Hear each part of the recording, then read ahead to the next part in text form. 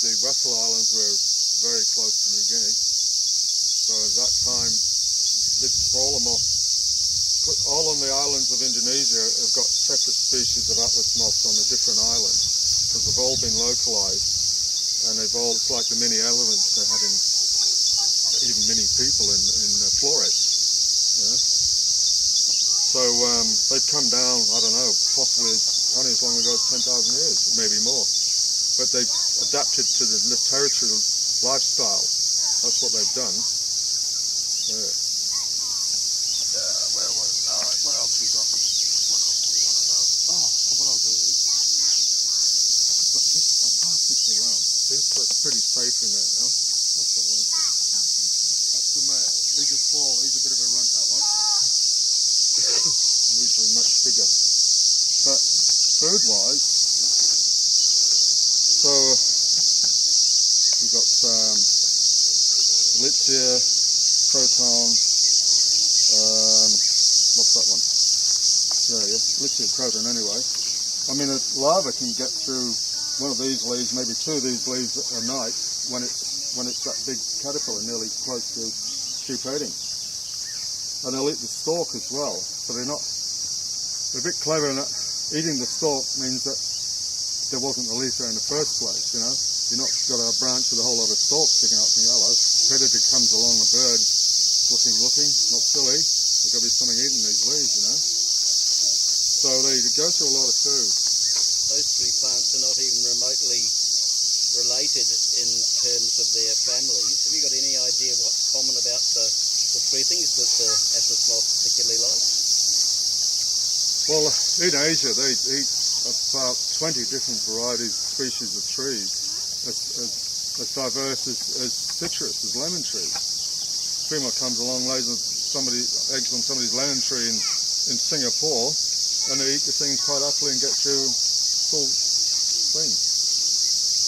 Laurels, Lauraceae, Ananaceae, yeah. Oh.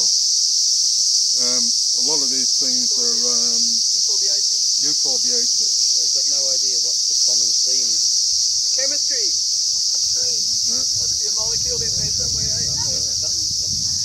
But see, with lots of types of crotons, I mean, how many are there in all the churches? Half a dozen or more. Yes. But the only suitable one for the larva is the Croton habrophilus, because it's big, fleshy, and smooth, not hairy or crinkly or rough.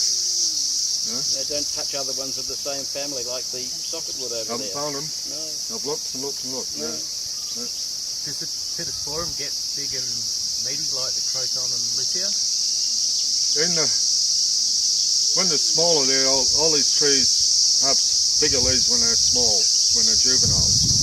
The bigger they get, the smaller the leaf gets. Yeah. Especially if it gets to the canopy of the forest, then they really get small leaves. Right, yeah.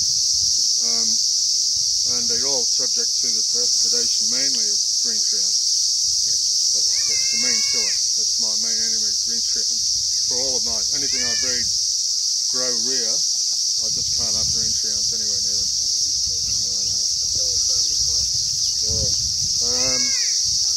What else? Any other? Have you tried them on any other host plants? Bleeding heart. I've tried them on Nauclea orientalis, you know, like that tree. They eat that in Indonesia, especially young leaves, because they get a bit hairy and tough when they get older, those leaves. But yeah, they didn't like it here. They're still a bit restricted on their food plants, yeah. I don't think there's any vines involved in the food. They don't. What did you put the eggs or did you put caterpillars on the leaves? As the eggs are just about to hatch, I put different little baby leaves in there, see what they like. Because I know caterpillars hate changing food plants. Yeah. No, I put several different leaves in with the eggs as they're hatching to see what they want to go on. And things like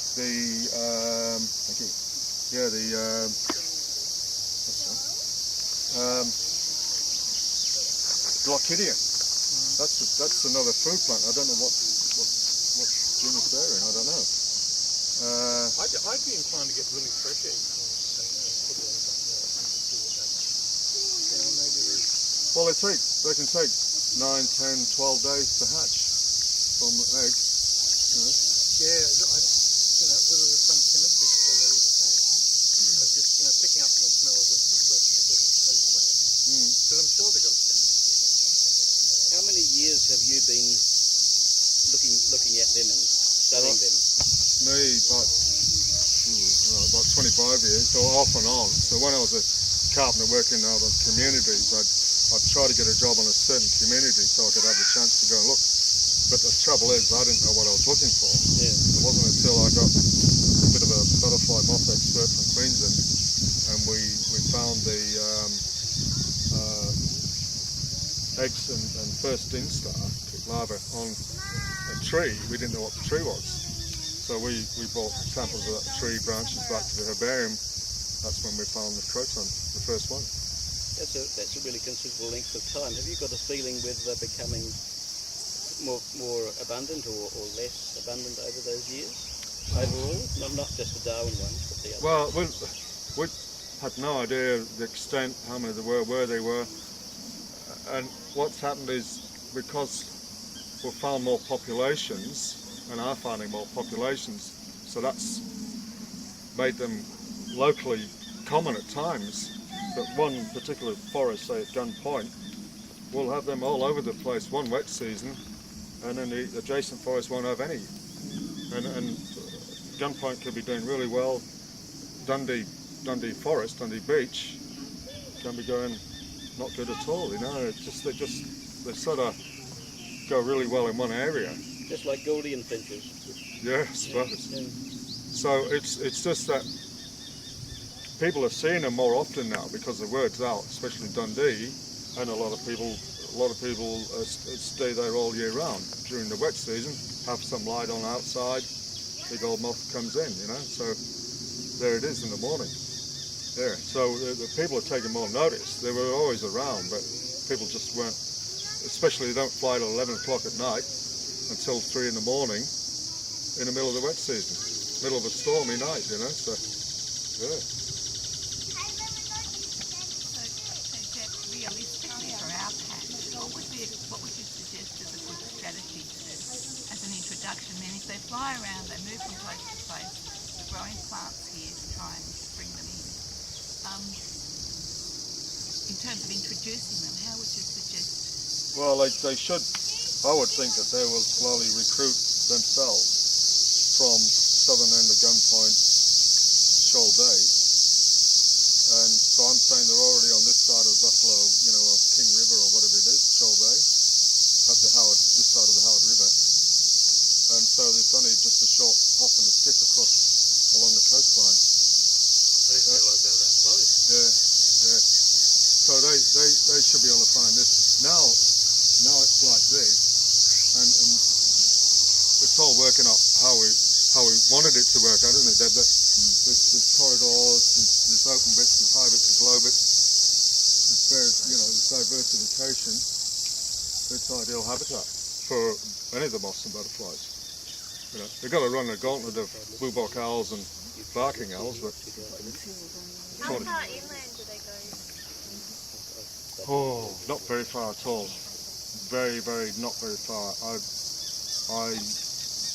They sort of right across Melville Island, not in a very high middle part, but basically 10 kilometres in from the coast. But here, I don't think even that. I think it's 2 kilometres around the edge of the coastline. Yeah. So they're not in black jungle. They're not in black jungle. So it's just too. They're not in fog dam jungle. It's just too far inland. They might. If there's more gallery forest, there's decent gallery forests along the big rivers like the Adelaide River, East Alligator, things like that, then they can come up and down the river. They can use it as a highway. They can navigate. But yeah, nobody's really seen them inland ever. Yeah. All right. Now, Jeff's going to stay for breakfast, so if you've got other questions, you can have a chat with him then. Thank you very much, Jeff. And we've got bacon and eggs, we've got muffins, we've got spice nuts, we've got chili lime, watermelon, spray-free mango, orange, juice, coffee, tea, and we'd like you all to join us for breakfast. So thank you very much, everyone.